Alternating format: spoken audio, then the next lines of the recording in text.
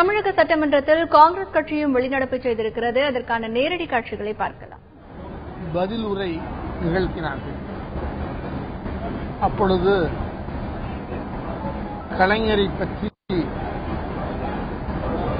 சில விமர்சனங்களை செய்தார்கள்.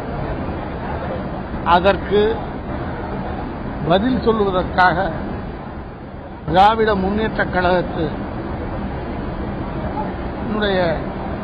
துணைத் தலைவர் முயற்சி செய்த பொழுது அவர்களை பேசுவதற்கு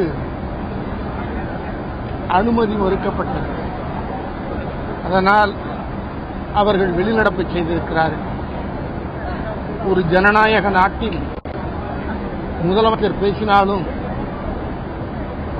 அவர் பேசும் பொழுது ஏன் குறுக்கிட்டு விளக்கங்கள் பெற முடியவில்லை என்பதே எங்களுடைய அதிருப்திக்கு காரணம்.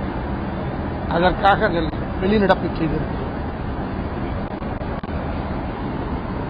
இன்றைய சட்டமன்ற கூட்டத்தில் முதலமைச்சர் அவர்கள் பல்வேறு விஷயங்கள் குறித்து சொன்னாங்க. அதில் குறிப்பா முன்னாள் முதல்வர் கலைஞர் அவர்களை பற்றி சில விளக்கங்கள் சொல்லும் பொழுது அது தவறான விளக்கம் என்பதை எதிர்க்கட்சியினுடைய துணைத் தலைவர் துரைமுருகன் அவர்கள் எடுத்துச் சொன்ன பொழுது அதை அவர் சொல்வதற்கு எந்த வாய்ப்புமே கொடுக்காமல் மீண்டும் மீண்டும் நான் பேசியது பின்புதான் நீங்கள் சொல்ல வேண்டும் என்று பிடிவாதமாக இருந்திருக்கிறார்கள்.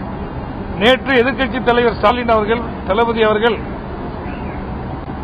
பேசும்பொழுது பல்வேறு நிலைகளிலே அமைச்சர்கள் மட்டுமில்லாமல் அதிமுகவினுடைய சட்டமன்ற உறுப்பினர்களும் அப்ஜெக்ஷன் தெரிவித்து பேசும் பொழுதெல்லாம் அதை ஆமோதித்துக் கொண்டிருந்த சபாநாயகர் அவர்கள் இன்று முதல்வர்களுடைய பேச்சுக்கு விளக்கங்கள் சொல்ல வேண்டும் என்று எதிர்க்கட்சியினுடைய துணைத் தலைவர் சொல்லும் பொழுது அதை மறுக்கின்றார் என்று சொன்னால் இது ஜனநாயக மரபுக்கு ஒத்தானதாக இல்லை.